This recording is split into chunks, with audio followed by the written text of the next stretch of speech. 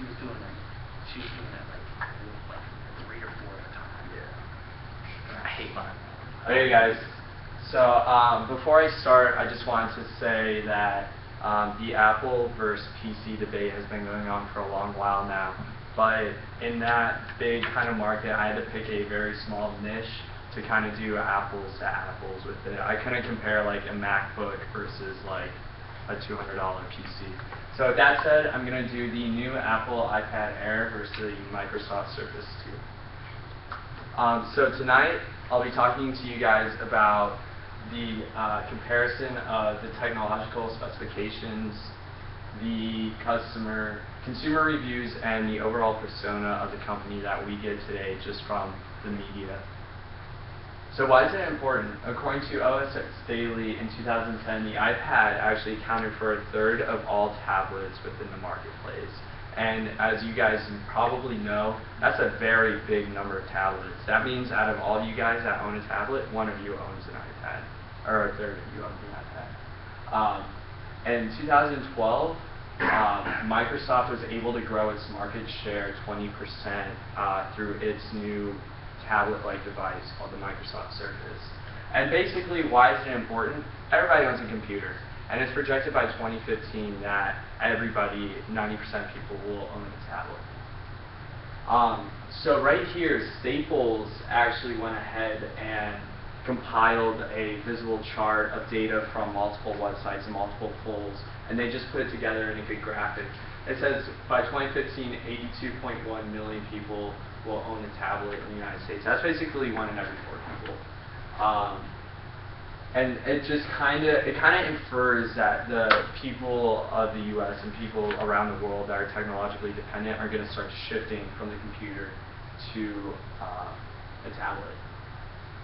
Now, this is where we're going to get into the debate a little bit.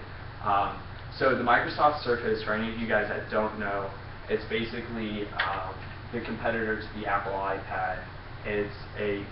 Instead of a tablet operating system, it's actually a computer operating system in a tablet, and that's kind of the main keynote of why a lot of people like it. So the Apple iPad, you can get in 16, 32, 64, 128 gigabyte flash drive for basically upwards of $500. It has a 1.4 gigahertz Apple A7 processor chip. That's just basically, that's kind of like the horsepower in a car. How much can it process? It's almost 10 inches, and it's just over a pound with a 5 megapixel camera. The Microsoft Surface, on the other hand, you can get it in pretty much all the same hard drive disk, but it's a little bit cheaper. Has a 1.9 gigahertz processor, which is a little bit faster. It has a bit smaller screen and a bit smaller camera.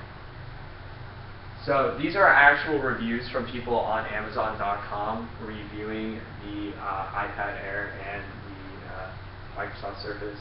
And basically, this lady up here says, you know, it's like a great innovation. She bought the original iPad, and now she likes the addition of the iPad Air being lighter, more faster, you know, bigger storage. This user right here stated that the battery life sucks on it. Even when she's being conservative with the device, it just makes her feel different about it, just because it's not where it should be for the price that she paid. For the Microsoft Surface, customer reviews stated that it was very convenient and lightweight. Her daughter loves it. That one probably doesn't know much about technology since she didn't list anything about specifics. This woman right here went ahead and just went ham with, you know, tearing this thing apart. It just basically said it sucks. You know, Bluetooth device is lagging, it glitches, the web browser on it only lasted for 3 months. So the persona of the companies, I've read books about actually both companies, and I'm actually able to talk about this topic because I actually started playing with computers when I was around 4. There is an actual picture of me playing on my family's first desktop when I was 4. And so just throughout time, the market can kind of tell you what each company is like. So Apple is pretty innovative. It's appealing to the eyes. It's very simple to use. Anybody can use it. It's sturdy, but expensive. It is kind of fragile, and people do complain about the battery life a lot. Microsoft, they're kind of a dormant competitor. They're going to see like what the market does first and then take after it.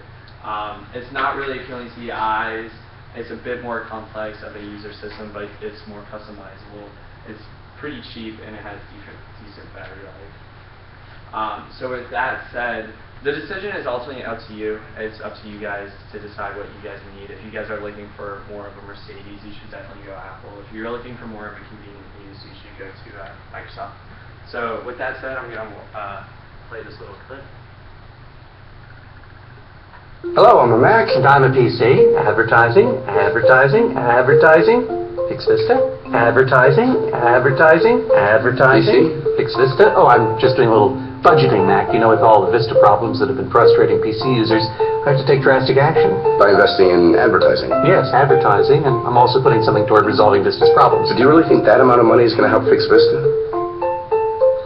I guess you're right. Yeah. We'll just put it all in advertising. And Hello, I'm a Mac. And I'm a PC. my presentation.